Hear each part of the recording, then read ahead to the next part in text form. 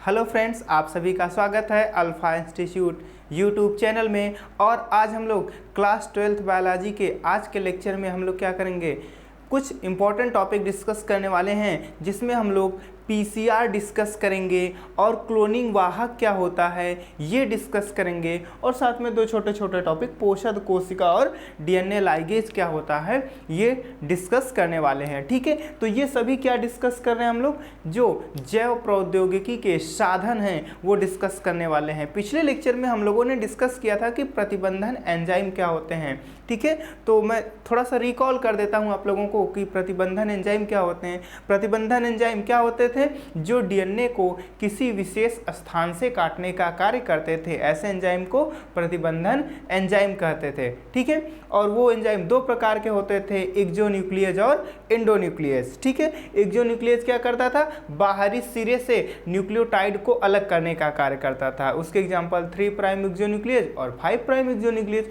Endonuclease क्या होते थे, जो क्या करते थे, डीएनए को अंदर से या बीच में से काटने का कार्य करते थे। ठीक है, और फिर मैंने एंडोन्यूक्लियस में 3 टाइप्स बताए थे, टाइप 1, टाइप 2 और टाइप 3। ठीक है, जिसमें से टाइप 1 बड़े डीएनए को पहचानता था और उससे 1000 बेस पेयर पहले काटता था। ठीक है, टाइप 2 क्या करते थे, पैलिंड्रोमिक सीक्वेंस को काटते थे। ठीक है, तो पैलिंड्रोमिक सीक्वेंस क्या होता है फ्रेंड्स, ऐसे डीएनए जिसको क्या किया जाता है, दोनों सिरों से समान रूप से पढ़ा जाता है, उनको क्या कहते हैं, पैलिंड्रोमिक सीक्वेंस कहते हैं। ठीक है, तो ये सारी चीज़ें हम लोगों ने क्या किया था, पिछले लेक्चर में डिस्कस किया था प्रतिबंधन एंजाइम में। ठीक है, आज हम लोग जो और भी साधन है जैव प्रौद्योगिकी के, क्लोनिंग वाहक, पोषक कोशिका, पीसीआर और डीएनए लाइगेज, इनको डिस्कस करने वाले हैं। ठीक है फ्रेंड्स, तो सबसे पहले हम लोग क्लोनिंग वाहक डिस्कस करने वाले हैं। ठीक है, क्लोनिंग वाहक क्या होता है, देखिए क्लोनिंग वाहक को क्लोनिंग वेक्टर कहते हैं। क्या कहते हैं, क्लोनिंग वेक्टर कहा जाता है। क्लोनिंग वाहक को क्लोनिंग वेक्टर कहा जाता है। तो ये इसकी आवश्यकता हमको जैव प्रौद्योगिकी में क्यों होगी, सबसे पहले ये बात कर लेते हैं, इसके बाद ये क्या होते हैं, इसकी प्रॉपर्टी क्या है, ये कहाँ पाए जाते हैं, वो बात करेंगे। ठीक है, तो अगर मान लीजिए जैव प्रौद्योगिकी में हमारे पास कोई एक डीएनए है, क्या है, कोई एक डीएनए मॉलिक्यूल है। ठीक है, तो ये रहा डीएनए मॉलिक्यूल, या मान लीजिए 10 या 5 है, कोई प्रॉब्लम नहीं होने वाली है, कुछ भी मान सकते हैं।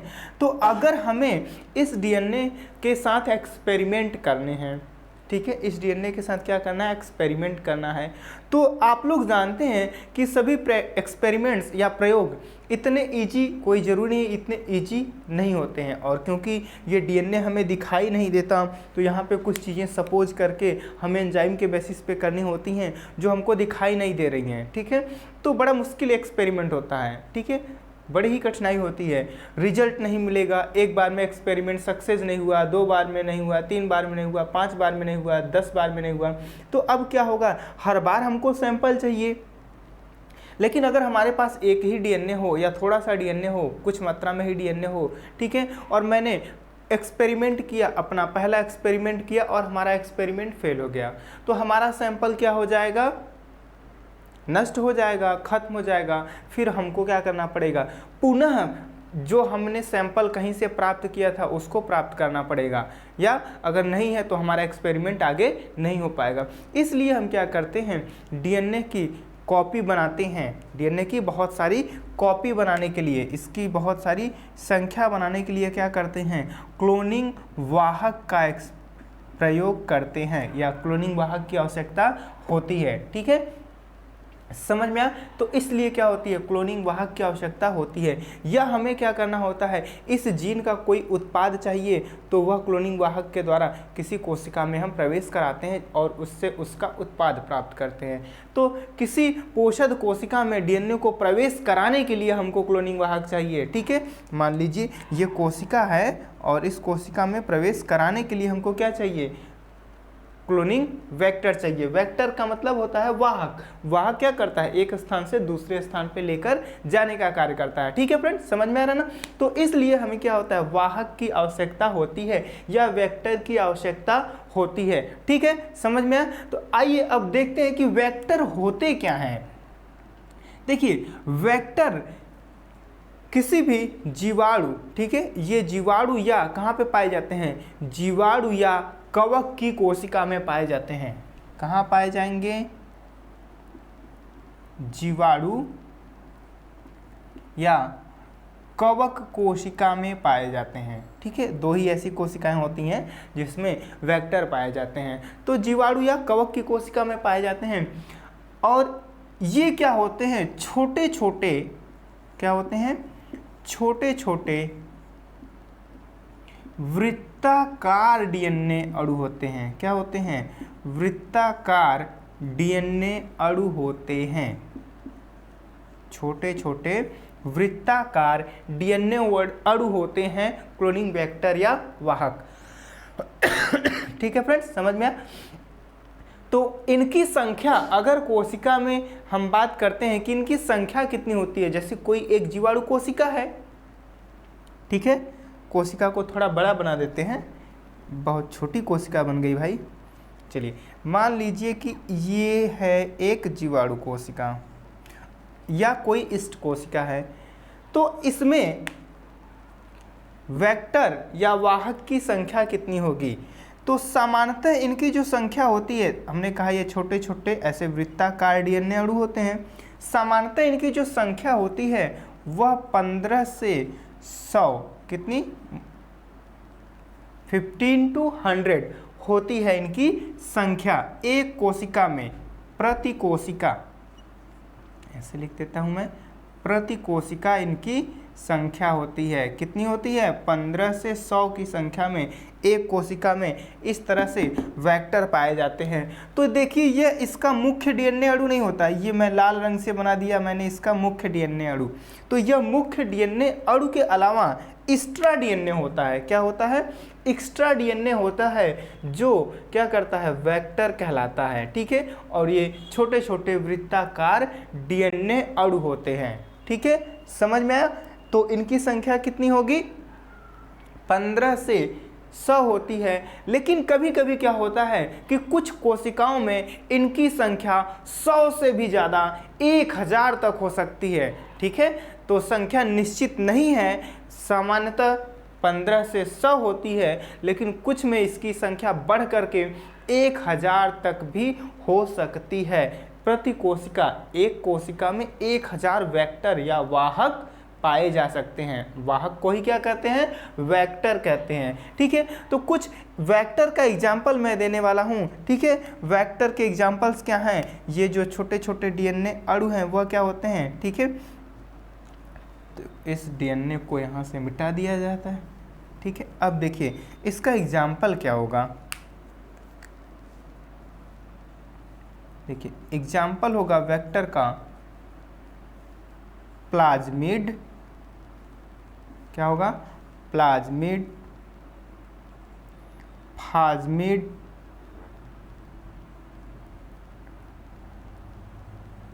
Plasmid, phasmid, sorry, plasmid, phasmid, back, यैक,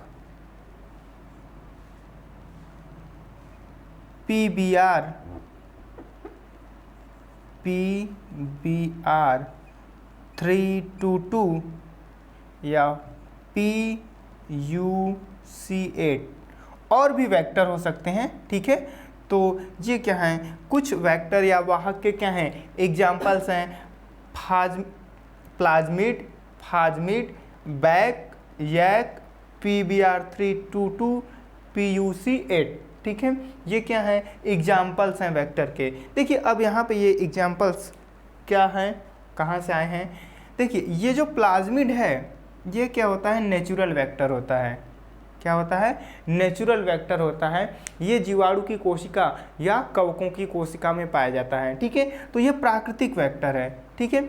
लेकिन इसके बाद और भी जो वेक्टर है यहाँ पे आप देख रहे हैं, जैसे प्लाज्मिड, यह क्या है, कृत्रिम रूप से निर्मित किया गया वेक्टर है। इसमें प्लाज्मिड में, किसमें, प्लाज्मिड में किस ऑर्गेनिज्म के डीएनए होते हैं, देखिए इसमें होता है बैक्टीरियोफेज का डीएनए और प्लाज्मिड का डीएनए।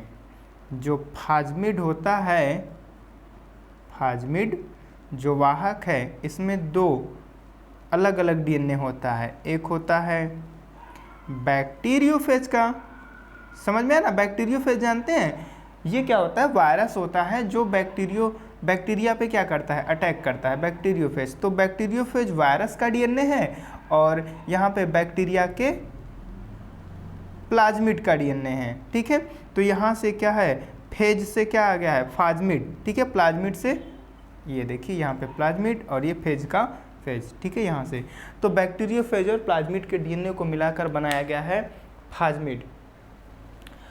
ये देखिए BAC क्या होता है, BAC का फुल फॉर्म होता है बैक्टीरियल आर्टिफिशियल क्रोमोसोम। यह क्या है, बैक्टीरिया का ही क्रोमोसोम है, लेकिन इसको आर्टिफिशियली कट करके डिजाइन किया गया है एज ए वेक्टर, ठीक है, मीन्स बैक्टीरियल आर्टिफिशियल क्रोमोसोम। अगला नेक्स्ट वेक्टर क्या है, यैक, ईस्ट आर्टिफिशियल क्रोमोसोम, ठीक है, क्या है, ईस्ट आर्टिफिशियल क्रोमोसोम, ठीक है। और यहाँ पे देखिए PBR 322 PUC8, ठीक है। यहाँ पे देखिए P रिलेटेड है किससे, प्लाज्मिड से, और BR साइंटिस्ट के नाम से लिया गया है, बोलिवर और रोड्रिगेज, और जो 322 है वह किसी विशेष, ठीक है, स्पेसिफिक कोड है या नंबर है प्लाज्मिड का। इसी तरह यहाँ पे PUC8 है, P फॉर प्लाज्मिड से लिया गया है, और U का मतलब यूनिवर्सिटी और C का मतलब है कैलिफोर्निया, यूनिवर्सिटी ऑफ कैलिफोर्निया में इसको डिजाइन किया गया है PUC8 को। 8 क्या है, इसका स्पेसिफिक नंबर है, विशेष संख्या है वेक्टर की, ठीक है। तो इस प्रकार से क्या होते हैं, ये वेक्टर होते हैं, कुछ आर्टिफिशियल हैं, कुछ क्या है, नेचुरल हैं, ठीक है, समझ में आया। अब यहाँ पे हम लोग बात करेंगे कि वेक्टर की क्या विशेषताएं होनी चाहिए, वेक्टर में क्या इम्पॉर्टेंट प्रॉपर्टी होनी चाहिए जो हमारे लिए आवश्यक होती हैं या किसी अच्छे वेक्टर के लिए आवश्यक होती हैं, तभी हम उसका उपयोग कर पाएंगे या उसका उपयोग करना आसान होगा, ठीक है, समझ में आया ना फ्रेंड्स। तो वेक्टर की क्या प्रॉपर्टी होनी चाहिए,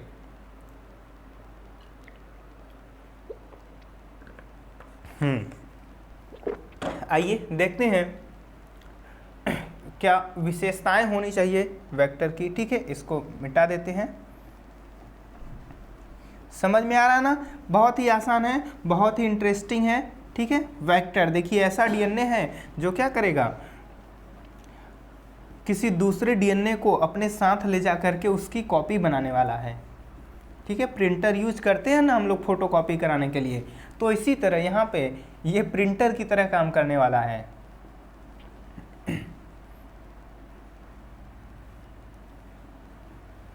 ठीक है फ्रेंड्स, देखिए तो क्लोनिंग वेक्टर की क्या विशेषताएं होनी चाहिए, क्या प्रॉपर्टी होनी चाहिए, या इसमें क्या लक्षण होने चाहिए जो वेक्टर के लिए या हमारे उपयोग के लिए आवश्यक होगा, ठीक है। यहाँ पे एक डायग्राम ड्रॉ किया गया है वेक्टर PBR 322 का, ठीक है, किस वेक्टर का, PBR 322। देखिए यहाँ पे जो BR है, BR का मतलब क्या है, B का मतलब है बोलिवर साइंटिस्ट हैं, इनके नाम से B लिया गया है, और R लिया गया है रोड्रिगेज। दो साइंटिस्ट हैं, दोनों साइंटिस्ट ने इस वेक्टर को डिजाइन किया है, ठीक है, बोलिवर और रोड्रिगेज। तो इसलिए यह प्लाज्मिड है, क्या है, प्लाज्मिड है, तो P से प्लाज्मिड, ठीक है, और BR मीन्स बोलिवर रोड्रिगेज 322 इसका स्पेसिफिक नंबर है, ठीक है। तो आइए देखते हैं क्या विशेषताएं होनी चाहिए, ये वेक्टर है, एक एक करके हम लोग डिस्कस करते चलेंगे। देखिए किसी भी वेक्टर में क्या होनी चाहिए, स्वतः द्विगुणन की क्षमता होनी चाहिए। क्या होनी चाहिए, स्वतः द्विगुणन की क्षमता। तो वेक्टर में स्वतः द्विगुणन की क्षमता होनी चाहिए। ठीक है, और ये क्षमता कहाँ से आएगी, किसी भी वेक्टर में स्वतः द्विगुणन की क्षमता कहाँ से आएगी, अर्थात उसमें रेप्लिकेट होने की क्षमता होनी चाहिए, 1 से 2 बनने की क्षमता होनी चाहिए। ये डीएनए है, डीएनए की सिंथेसिस होती है डीएनए पॉलीमरेज से। ठीक है, तो डीएनए की द्विगुणन होने की अर्थात इसका मतलब ये है कि ये डीएनए का एक कॉपी है। ठीक है, अच्छा वेक्टर की बात कर रहे हैं तो हमने कहा कि वृत्ताकार डीएनए है, तो इसलिए वृत्ताकार ही बना देते हैं। चलिए ठीक है ना, देखिए अब 1 से 2 होना क्या कहलाता है, द्विगुणन कहलाता है। ठीक है, क्या कहलाता है, द्विगुणन कहलाता है। तो हमें क्या करना है कि डीएनए की बहुत सारी कॉपी बनानी है, तो हम क्या करते हैं कि वेक्टर में अपना जीन या डीएनए इसमें क्या करते हैं, जोड़ देते हैं। ठीक है, काट करके डीएनए को, वेक्टर को इसमें जोड़ देते हैं। तो अब ये डीएनए, ये जो प्लाज्मिड है, ये जो वेक्टर है यह क्या होगा, द्विगुणित होकर के 1 से 2 बन जाएगा। तो जब ये 1 से 2 बनेगा तो इसके साथ साथ जो हमारा जीन है, कौन सा जीन, वांछित जीन। वांछित जीन का मतलब जो जीन हमको चाहिए, जिसकी बहुत सारी कॉपी बनानी है। ठीक है ना, तो जो हमारा वांछित जीन है उसकी भी संख्या क्या होगी, 1 से 2 हो जाएगी। इसलिए क्या होना चाहिए, वेक्टर में स्वतः द्विगुणन की क्षमता होनी चाहिए। और यह तभी पॉसिबल है जब इसमें क्या हो, कम से कम एक ORI हो, अर्थात ओरिजिन ऑफ रेप्लिकेशन हो। ठीक है, इसी स्थान से क्या होता है, द्विगुणन की शुरुआत होती है। डीएनए रेप्लिकेशन हम लोग पढ़ चुके हैं, तो इसी स्थान से क्या होती है, डीएनए की द्विगुणन की शुरुआत होती है। तो क्या होना चाहिए, कम से कम एक, कम से कम एक, ठीक है, क्या होना चाहिए, ORIC होना चाहिए।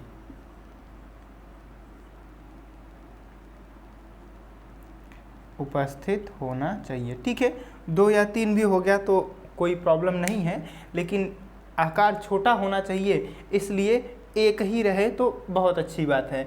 तो क्या होना चाहिए, क्योंकि यह वृत्ताकार है, एक ओरिजिन ऑफ रेप्लिकेशन होगा, तो यहाँ से द्विगुणन शुरुआत होगी और पुनः वहाँ पे पहुँच जाएगी। तो वेक्टर में या वाहक में क्या होना चाहिए, कम से कम एक ओरिजिन ऑफ रेप्लिकेशन होना चाहिए, अर्थात ऐसा बिंदु होना चाहिए, ऐसा स्थान होना चाहिए जहाँ से डीएनए द्विगुणन की प्रक्रिया शुरू हो सके। समझ में आया? तो यहाँ पे देखिए, ये जो PBr322 वेक्टर है, इसमें क्या होता है, यहाँ पे एक ओरिजिन ऑफ रेप्लिकेशन होता है जहाँ से डीएनए द्विगुणन की शुरुआत होती है। समझ में आया ना? तो वेक्टर में क्या होना चाहिए, एक ओरिजिन ऑफ रेप्लिकेशन होना चाहिए। नेक्स्ट,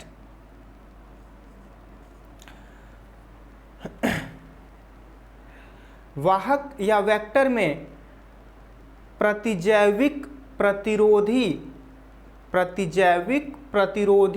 जीन होने चाहिए। क्या होने चाहिए, प्रतिजैविक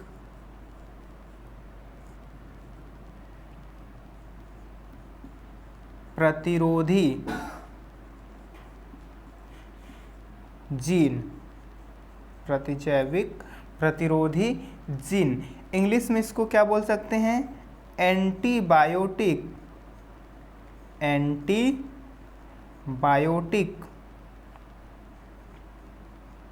रेजिस्टेंट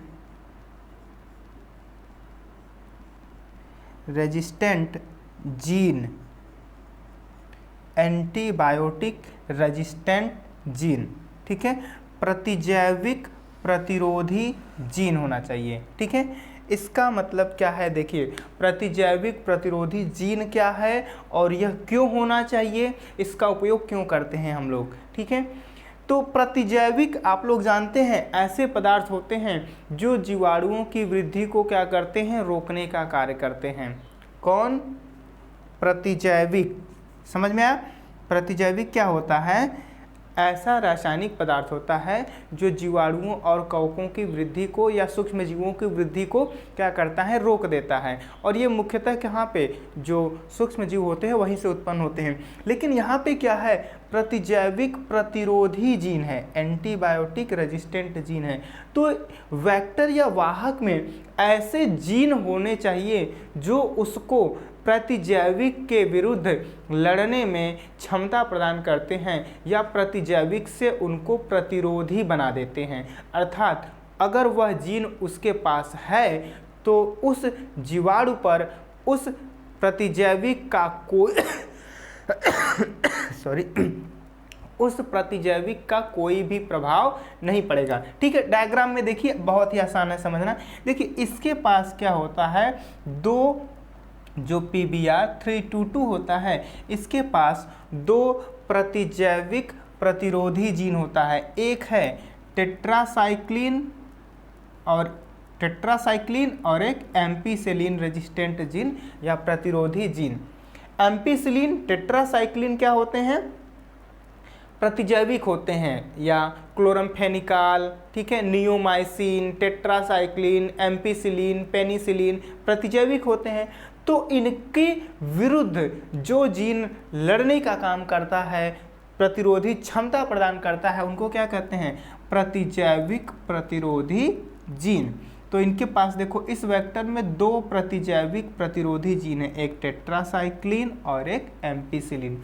तो किसी भी वेक्टर में कम से कम एक प्रतिजैविक प्रतिरोधी जीन होना चाहिए। कितना? कम से कम एक प्रतिजैविक प्रतिरोधी जीन होना चाहिए। अब इसका प्रयोग हम किस लिए करते हैं? इसका प्रयोग इसलिए किया जाता है कि जब हम क्या करते हैं, वेक्टर में या वाहक में जब DNA को ऐड किया जाएगा, जब बाहरी जीन को ऐड किया जाएगा, तो कैसे किया जाएगा, इसमें जो ये जीन है इसी जीन को काट करके उसी जीन के बीच में क्या किया जाएगा, DNA को जोड़ा जाता है। और इसलिए हम इसका प्रयोग पहचान के तौर पे करते हैं कि इस DNA के जीन में जो प्रतिजैविक प्रतिरोधी जीन है उसमें हमारा जो बाहरी DNA है वह प्रवेश किया है कि नहीं।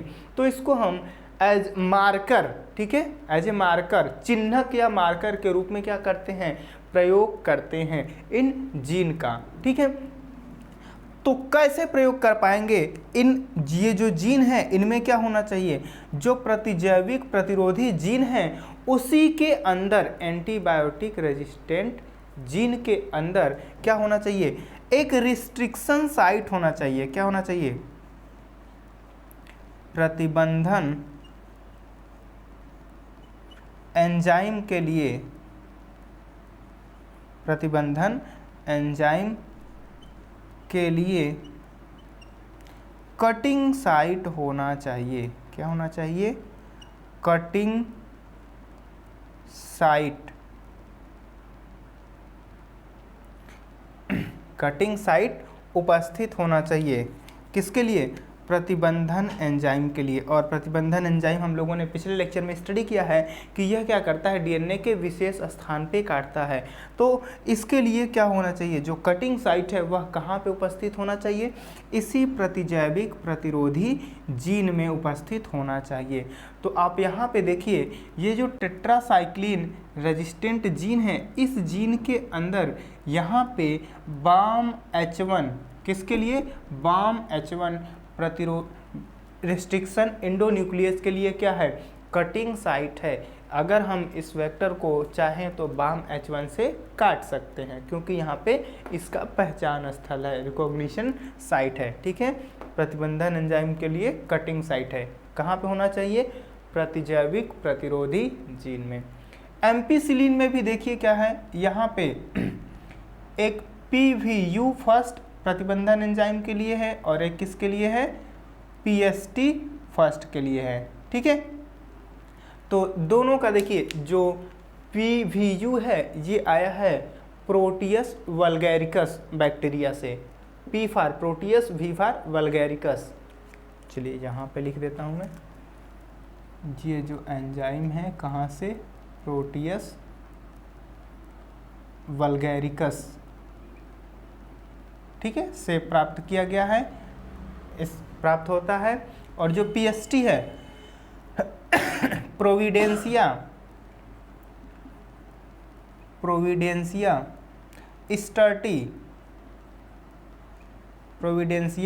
स्टर्टी से ये एंजाइम निकाला जाता है, ठीक है। तो इन दोनों एंजाइम के कटिंग साइट कहाँ पे है, एम्पिसिलिन रेजिस्टेंट के बीच में है, ठीक है, समझ में आया।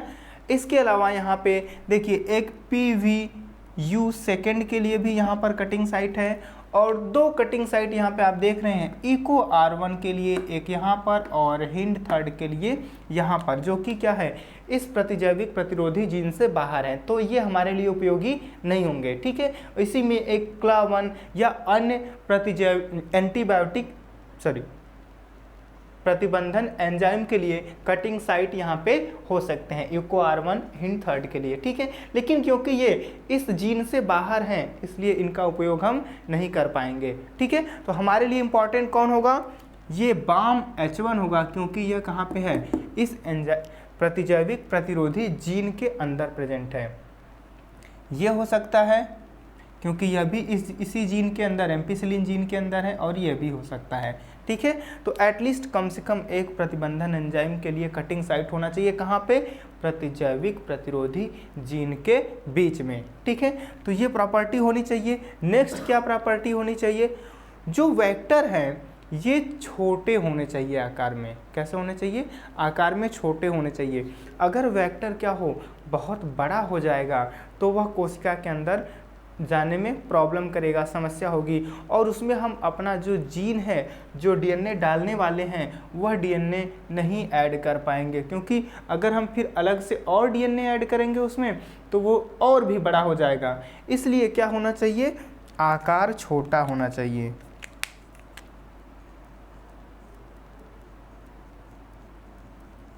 आकार छोटा होना चाहिए वेक्टर का, ठीक है फ्रेंड, समझ में आया। वेक्टर का आकार क्या होना चाहिए, छोटा होना चाहिए, ठीक है। तो ये प्रॉपर्टी होती हैं, ये गुणधर्म होते हैं, ठीक है, ये लक्षण होने चाहिए किसी भी वेक्टर के लिए या वाहक के लिए, ठीक है, समझ में आया।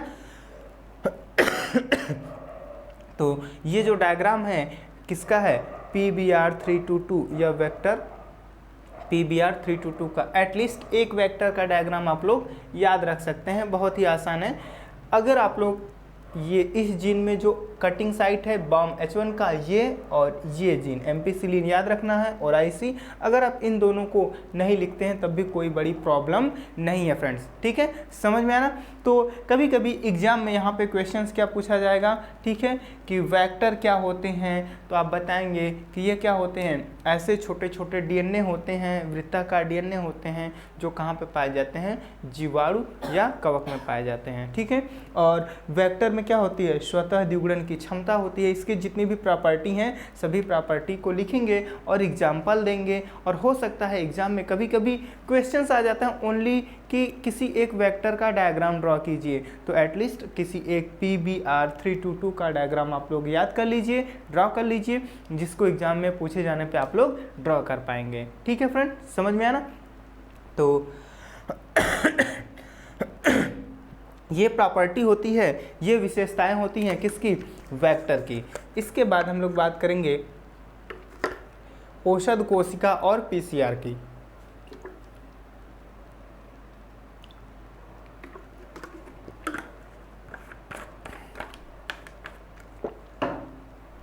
चलिए फ्रेंड्स, ठीक है, तो इसको मिटा दिया जाए। आगे नेक्स्ट क्या होगा, औषध कोशिका।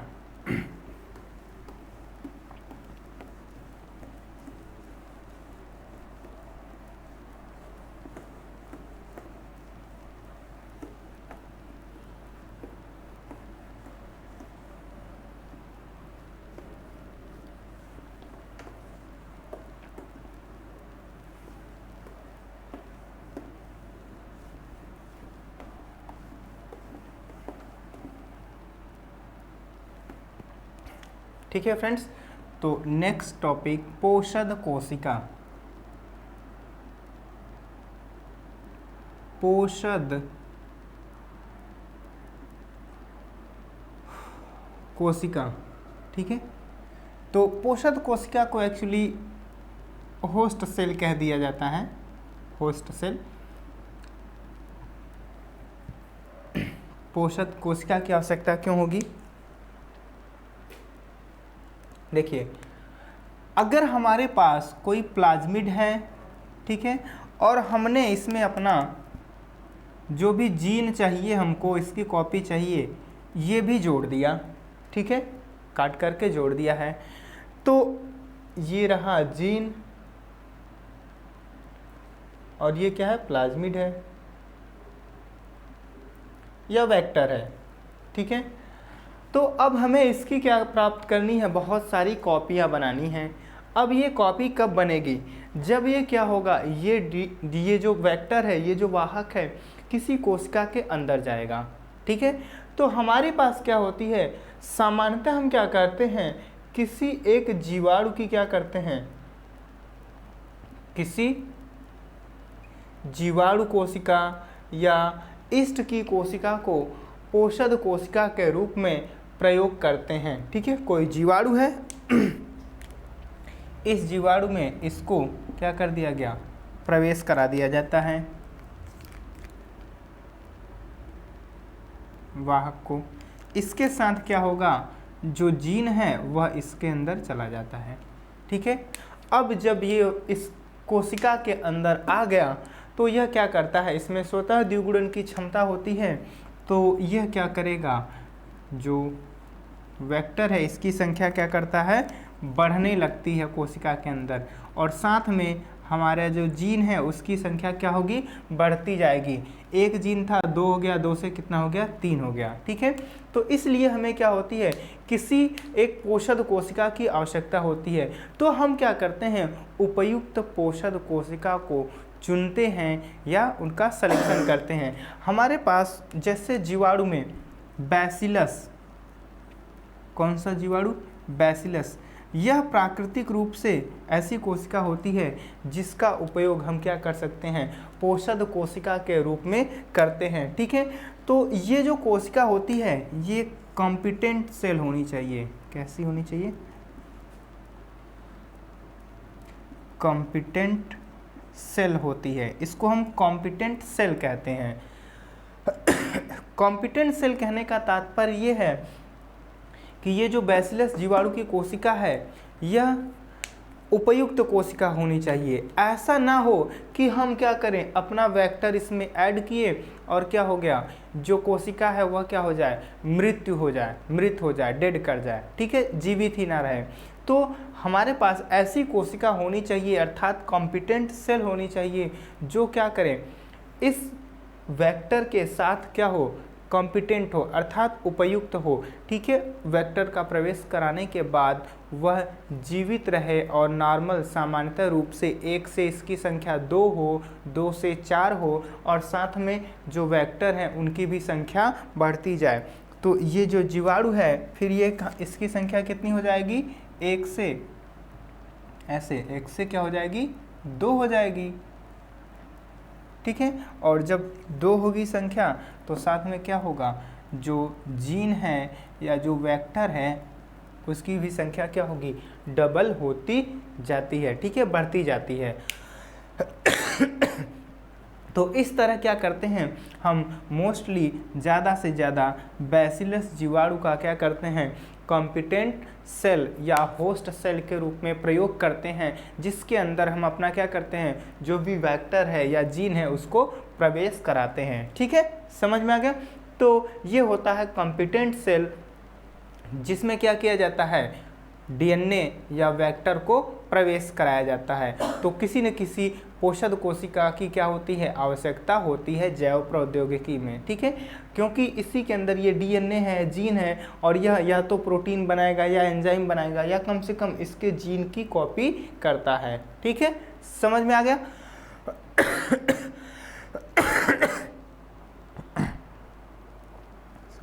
सॉरी, ठीक है। तो नेक्स्ट टॉपिक है हमारा पीसीआर। बहुत इंपॉर्टेंट टॉपिक है फ्रेंड्स, पीसीआर। आप लोग मान लीजिए कि पीसीआर आपके एग्ज़ाम में आने वाला है, ठीक है, ये इतना ही इम्पॉर्टेंट है। तो पीसीआर बहुत ही इम्पॉर्टेंट टॉपिक है और आप लोग मान के चलिए कि आपके बोर्ड एग्ज़ाम में पीसीआर क्वेश्चंस पूछा जाएगा कि पीसीआर क्या होता है, ठीक है। तो आइए आज हम लोग पीसीआर पढ़ लेते हैं और बहुत ही आसान तकनीक है और बहुत ही इम्पॉर्टेंट तकनीक भी है, ठीक है। तो सामान्यतः क्या होता है, देखिए हम लोग डीएनए की कॉपी बनाने के लिए क्या करते हैं, किसी प्लाज्मिड का उपयोग करते हैं, लेकिन और उसके बाद हम फिर प्लाज्मिड में से डीएनए निकालेंगे, फिर बहुत सारी परेशानियां होती हैं। लेकिन पीसीआर एक ऐसी तकनीक है जिससे क्या किया जाएगा, डीएनए की संख्या को, ठीक है, मान लीजिए ये डीएनए है, डीएनए की संख्या को बहुत ही कम समय में कई गुना बढ़ा दिया जाता है, ठीक है। इस तरह से डीएनए की संख्या बढ़ा दी जाती है, ठीक है फ्रेंड्स। देखिए पीसीआर क्या होता है, पीसीआर का फुल फॉर्म होता है polymerase chain reaction, polymerase chain reaction, polymerase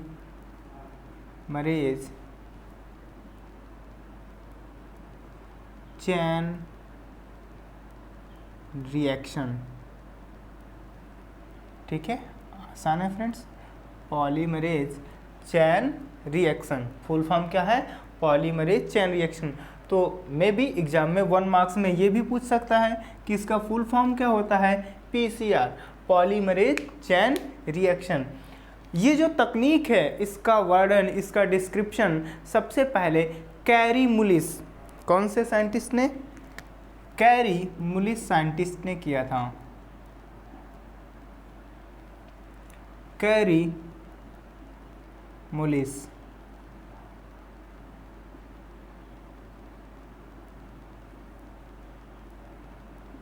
तो कैरी मुलिस साइंटिस्ट ने 1985 में, कब, 1985 में पीसीआर तकनीक या टेक्निक का डिस्क्रिप्शन सबसे पहले किया था। बहुत ही इंपॉर्टेंट टेक्निक है फ्रेंड्स। तो इस टेक्निक से हम क्या करते हैं, डीएनए की संख्या को बढ़ाते हैं। क्या करते हैं, डीएनए की संख्या को बढ़ाते हैं।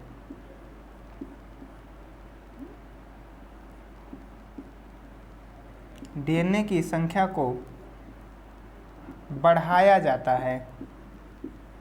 इस तकनीक से डीएनए की संख्या को बढ़ाया जाता है, ठीक है फ्रेंड्स। समझ में आना कैसे बढ़ाया जाएगा, देखिए यहाँ पे हमें कुछ पदार्थ की आवश्यकता होती है, ठीक है, एक पीसीआर मशीन होती है और इसके अलावा हमें क्या चाहिए, डीऑक्सी, ठीक है, डीऑक्सी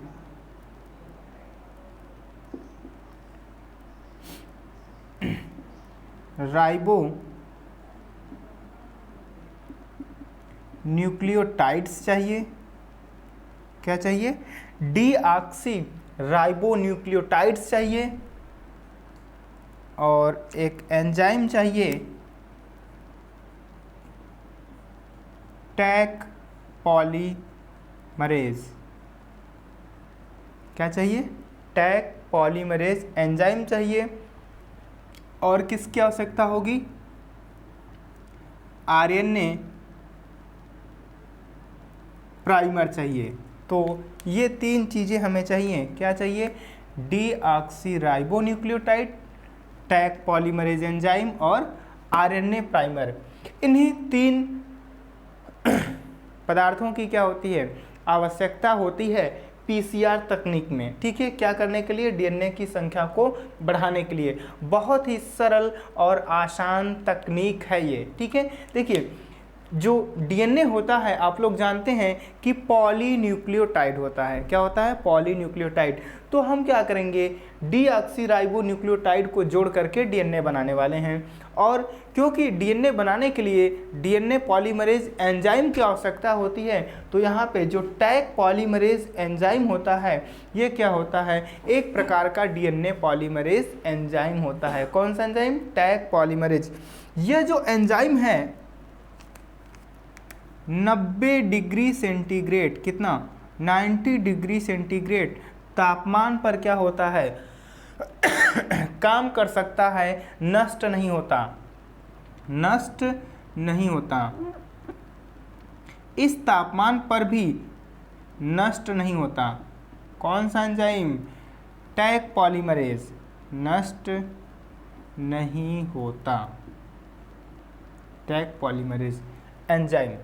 ये एंजाइम कहाँ से प्राप्त किया जाता है?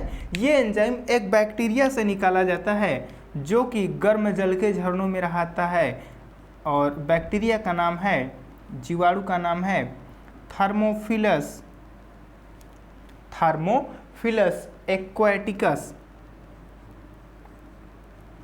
Thermophilus aquaticus. समझ में आया? कौन से जीवाणु से? थर्मोफिलस एक्वाटिकस जीवाणु से एंजाइम निकाला जाता है, टैग पॉलीमरेज। और ये जो एंजाइम है 90 डिग्री सेंटीग्रेड तापमान पर भी क्या होता है, नष्ट नहीं होता है और अपना काम करता है, डीएनए पॉलीमराइजेशन करता है। सामान्यतः क्या होता है, जो एंजाइम होते हैं वो 20 से 40 डिग्री सेंटीग्रेड तापमान के बीच पे सही तरीके से काम करते हैं, और जैसे जैसे 40 या 45 के ऊपर होने लगता है तापमान, तो एंजाइम क्या होने लगते हैं, नष्ट होने लगते हैं और काम नहीं करते, नष्ट हो जाएंगे एंजाइम। लेकिन यह ऐसा एंजाइम है जो 90 डिग्री सेंटीग्रेड तापमान पर भी क्या होता है, नष्ट नहीं होता और अपना काम करता है। ठीक है फ्रेंड्स, समझ में आया? और आरएनए प्राइमर क्या होता है? देखिए RNA primer, RNA primer, RNA primer क्या होता है, आरएनए के क्या होंगे, छोटे छोटे खंड होंगे। जैसे आरएनए है ना, आरएनए के ए यू सी सी जी, ठीक है, इस तरह से क्या होता है, आरएनए का छोटा छोटा खंड होता है। ठीक है, ये हमें चाहिए होता है डीएनए द्विगुणन की शुरुआत के लिए, क्योंकि आप जानते हैं डीएनए पॉलीमरेज एंजाइम डीएनए द्विगुणन की शुरुआत नहीं कर सकता, इसलिए हमें किसकी आवश्यकता होती है, आरएनए प्राइमर की आवश्यकता होती है। तो हमें छोटे छोटे आरएनए प्राइमर चाहिए होते हैं। ठीक है, तो आइए देखते हैं जो पीसीआर तकनीक है यह किस प्रकार से काम करती है और कैसे डीएनए की संख्या को बढ़ाने का कार्य करती है। ठीक है फ्रेंड्स, तो समझ में आ गया। डीऑक्सीराइबोन्यूक्लियोटाइड, ठीक है, एडेनिन, गुआनिन और शुगर, और किससे मिलकर के, शुगर, एडेनिन, गुआनिन हो गया ना, नाइट्रोजनस बेसेस शुगर और फास्फोरिक अम्ल से मिलकर के क्या बनता है, राइबोन्यूक्लियोटाइड। ठीक है, तो न्यूक्लियोटाइड चाहिए, डीऑक्सीराइबोन्यूक्लियोटाइड, टैग पॉलीमरेज और आरएनए प्राइमर। तो आइए देखते हैं यह तकनीक कैसे काम करती है, डीएनए की संख्या को कैसे बढ़ाती है। चलिए फ्रेंड्स, तो ठीक है, देखिए यहाँ पे सपोज ये एक क्या है, डीएनए का अणु है। क्या है, डीएनए का अणु है। ठीक है, अब जो मशीन है उस मशीन में, ठीक है, क्या क्या चीज़ें डाली गई हैं, ऐड की गई हैं, डीऑक्सीराइबोन्यूक्लियोटाइड, टैग पॉलीमरेज और आरएनए प्राइमर। ठीक है, तो जो टेम्परेचर है, इस सोल्यूशन का टेम्परेचर क्या किया जाएगा, 70 डिग्री सेंटीग्रेड इंक्रीज कर दिया गया। क्या किया जाएगा, 70 डिग्री सेंटीग्रेड इंक्रीज कर दिया जाएगा। अब यहाँ पे प्रोसेस क्या होगा कि जो डीएनए है ये इसका डीनेचुरेशन हो जाएगा। क्या होगा, डीनेचुरेशन हो जाएगा। डीनेचुरेशन क्या होता है, देखिए डीएनए के दोनों जो स्ट्रैंड हैं, दोनों स्ट्रैंड के बीच में जो हाइड्रोजन बंध होता है, ठीक है, एडेनिन और थायमिन के बीच में, साइटोसिन और ग्वानिन के बीच में जो हाइड्रोजन बंध होते हैं, वो हाइड्रोजन बंध क्या होते हैं, टूट जाते हैं। और जब हाइड्रोजन बंध टूटते हैं तो दोनों डीएनए के जो स्ट्रैंड है वह क्या होते हैं, अलग अलग हो जाते हैं। ठीक है, हो गए अलग अलग। इसी प्रक्रिया को क्या कहा जाता है, डीनेचुरेशन। अब इसमें देखिए एक क्या होगा, 3 प्राइम एंड होगा और एक 5 प्राइम एंड होगा, और यह क्या होगा, 5 प्राइम एंड होगा, तो यह क्या होगा, 3 प्राइम एंड होगा। कोई दिक्कत नहीं है, समझ में आ रहा है। अब हमने क्या किया है कि ये जो डीएनए है, इस डीएनए से पेयर करने के लिए आरएनए प्राइमर डिजाइन किया है। ठीक है, तो हमने क्या किया है कि इसी विलयन में यहाँ पे ऐड किया है आरएनए प्राइमर। क्या ऐड किया है, आरएनए प्राइमर। अब आरएनए प्राइमर में भी क्या होगा, एक 3 प्राइम एंड होगा और एक 5 प्राइम एंड होगा। ठीक है, क्या होगा, एक 3 प्राइम एंड होगा और एक 5 प्राइम एंड होगा। ये है आरएनए प्राइमर। ठीक है फ्रेंड्स, अब ये आरएनए प्राइमर ये डीएनए से किस स्थान पे जुड़ने वाला है, ये देखिए, तो बहुत इंपॉर्टेंट है। ये जो आरएनए प्राइमर है ना, ये 3 प्राइम सिरे पर, डीएनए के किस सिरे पर, 3 प्राइम सिरे पर जुड़ता है, क्योंकि इसे 3 प्राइम सिरे पर ही जुड़ने के लिए डिजाइन किया गया रहता है। तो ये आरएनए प्राइमर यहाँ पर जुड़ जाता है। ठीक है, तो यहाँ पे जुड़ गया आरएनए प्राइमर। ठीक है फ्रेंड, समझ में आया।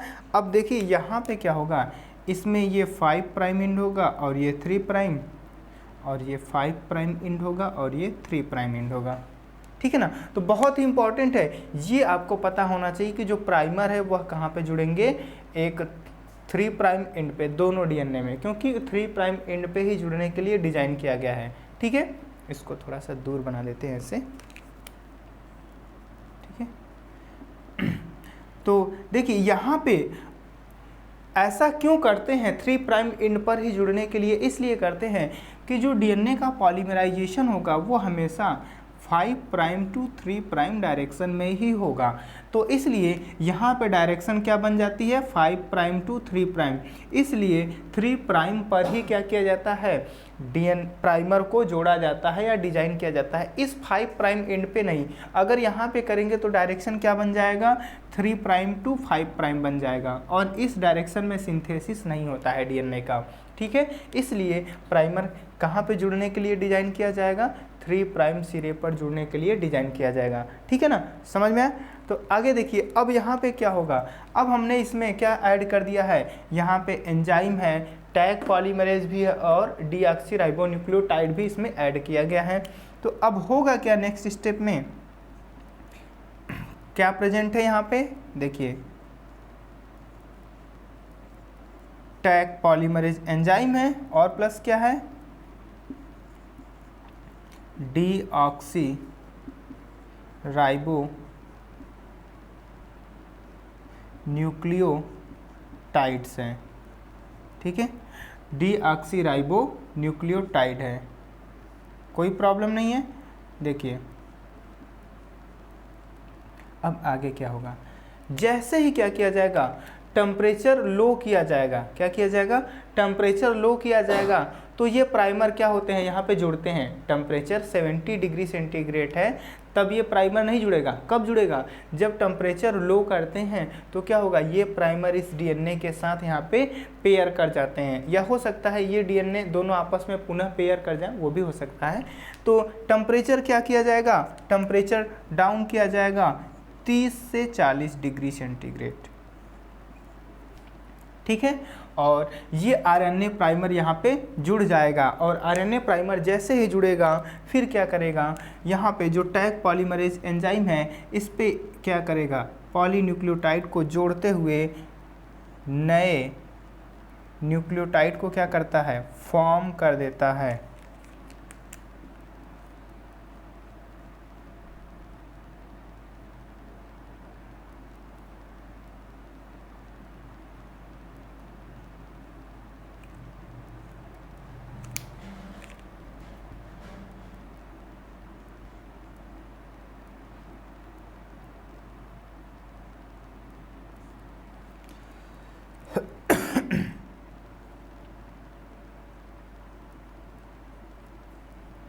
ठीक है फ्रेंड्स, ध्यान से देखेंगे, कोई प्रॉब्लम नहीं है, बहुत ही आसान सा डायग्राम है।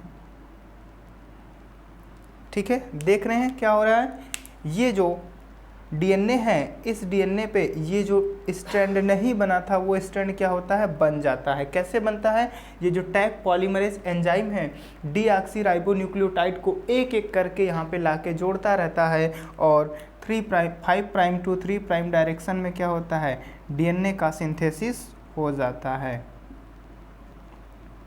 3 प्राइम 5 प्राइम 5 प्राइम 3 प्राइम।